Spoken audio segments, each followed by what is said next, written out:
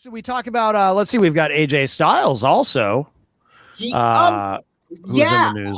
AJ had an interview with Stephanie McMahon, and he left the door open. Yeah. Under very specific circumstances, though. Yeah. Very, very, very ultra specific. I have a theory about AJ Styles. It's probably not going to come true, but I have a theory. Okay. I think the way the Rumble happened and how he put his gloves off, he took his gloves off and then put them back on and hit his pose. I think that was him saying, "Hey, I'm done in WWE. This was my last WWE match, but this isn't my last match. I think he is going to wrestle somewhere else that's not WWE." The only place I could see is New Japan.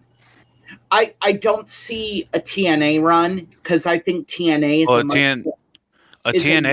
a TNA run could have happened at any point while AJ was with WWE. Right. Like, I assume if he really wanted to wrestle there, he could have. I think it's New Japan, and call me crazy, but we don't get AJ Styles in WWE if it wasn't for New Japan. Absolutely not. No. But couldn't he? But in theory, I mean, couldn't there be a match in TNA, like not a run, but just a match? There could be a match, I think. It could be, but Kazarian probably. I think. Oh yeah. But then Austin just indirectly. I like that idea. Gave a good point. Who does he face in New Japan? Everyone that was there when he was there is gone. And do you know where they are? Yeah, and you know who they are. Naito gone, Omega gone, Bucks gone, Finn Balor in WWE. Evil gone, Sonata gone. I mean, you could maybe have him go up against Zack Sabre Jr. Yeah. But I mean, Tanahashi just retired. Yeah, Tanahashi's gone. Suzuki is doing one-offs, essentially. So I don't know what you would do with him. In New Japan, there's nothing that you can build to where you say, "This is where we go." The only company, because AJ's history in New Japan isn't there anymore, but it's there in AEW. Kenny Omega's there, Okada's there, the Young Bucks are there, Ospreay's there. There is I'm not saying it's a big like prediction or like a big chance of it happening, but there has to be at least a little bit of a chance that AJ will go to AEW. Would be fun to see. In today's pro wrestling, I don't think there's always a little bit of a chance of anything, really. Yeah. I mean, short of CM Punk going back to AEW. I mean, there are things that you're just like, no. I wouldn't put a Trump gold card on this. But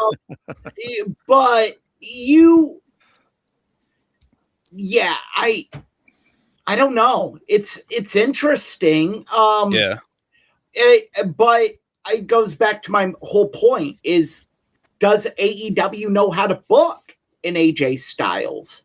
I mean, I will counter that point to how AEW has booked retirements in the past, and that they have done a very good job. Sting's entire retirement run is beautiful. There's a difference, though. I agree. Yeah.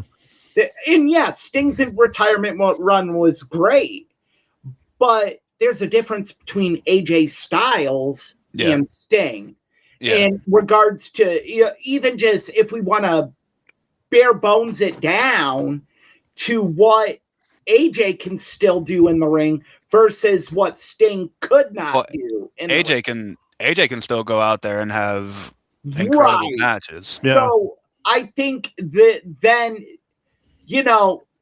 And AJ is very good at short-term storytelling.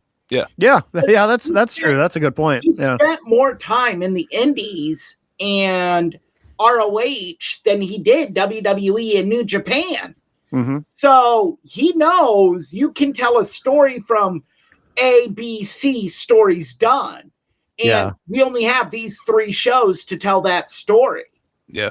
And with social media now, if you use YouTube, it's a lot easier. Yeah. So he could do it. It's, getting the right guys back into the fold in AEW. Because Ospreay, I think he's still out. Yes, but on Dynamite, they are running vignettes saying he is coming back like very soon. Oh, good. Okay. Well, I hope he does, but it is a neck injury. So, who knows? Who knows anything with Omega? Omega's looked good since he's came back. It's easy to look good when you work 2-3 matches in a 6-month period. Yeah.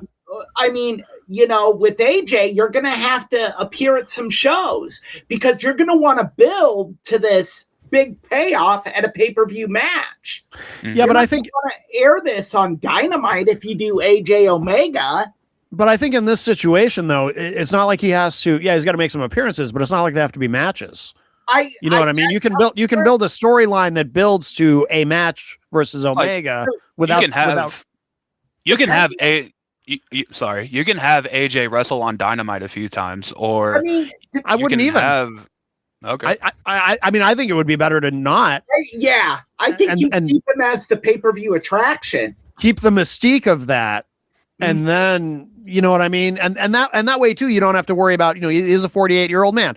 You don't have to worry about him getting hurt on his way to that big match. You don't have to have Omega wrestle.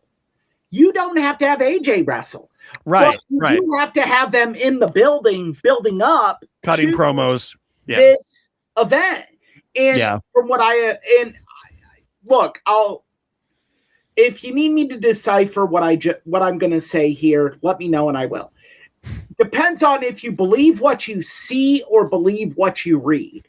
And if you believe what you see, Kenny Omega is probably in the best shape he's been in a long time. Mm-hmm. Yeah, he looks amazing. If you believe what you read, it's becoming harder and harder to get him out there. So that's a situation where if you have that, I'm thinking maybe you let that be Omega's swan song, because that's the match we never got. Because keep in mind, Kenny turned on AJ to become leader of the Bullet Club. Yeah. You have this huge feud now where AJ's like, hey, listen, I made you. I gave you all of this. Without me, you're not New Japan. You're not NJ. You're not the champion. You're not the best bout machine. You're not the 5-Star Express. You don't have this wrestling organization. That could be really good. Really good. My back that you're here. And now, and AJ could say, I tried to wrestle with a broken ankle. I've wrestled through herniated discs. I've wrestled through everything. You get a disease and you're on the shelf for 2 years and you still call yourself the best bout machine? I'm the phenomenal one. I've been the phenomenal one for over 25 years. Yeah. What have you done? Yeah. And you could sell it as the last big battle for these two. Yep. I have a different retirement match for AJ. Because as far as I know, this match never really happened on a major scale. It happened on the indies, but it never really happened. I think in a perfect world, AJ Styles would retire at Wembley Stadium against Will Ospreay. It's intriguing. Because Will Ospreay, a very, very big risk there. Will Ospreay works a style AJ has not worked in so very long. Yeah, but he can work around AJ's limitations. He's good enough. I mean, he's done it with other guys. I like it being Omega. I do too. I like both options. I think they're both great options. I think you can do AJ versus. It would be so easy to do AJ versus Ospreay as a one-off with no build. Yeah. You can do vignettes. AJ's coming to Wembley Stadium, and you could have Will Ospreay just talk it up like he's stealing my thunder. This is my home. I've actually kind of fantasy booked AJ coming to AEW in my head a lot since he retired. I look at AJ and Will Ospreay. How you could do it is exactly how New Japan did Jericho versus Omega. Mm-hmm. You don't need AJ there to sell this. Right.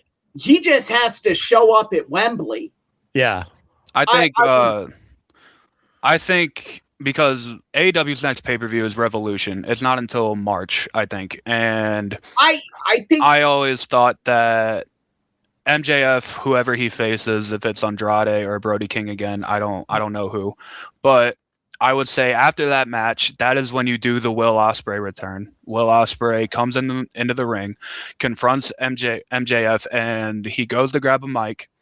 As soon as he goes to talk, the lights cut out, and then on the Tron, you just see the Phenomenal One logo, and the first and like his ROH theme plays, the Demigod song, and then AJ walks out. You had me. Kill it after the Phenomenal One. He doesn't even have to appear. No, he has to be there. I'm sorry, he has to be there. You put that P1 on that screen, and then you put the little bug that says copyright AEW, and you cut to MJF and Will Ospreay both staring at the screen, because then you tease who's he coming for. Is he coming for MJF? He could be coming for both. Or is he coming for Will Ospreay? You don't know, but now you have to watch Dynamite to find out. I like that. But find out at Dynamite, you have to watch next week on Dynamite.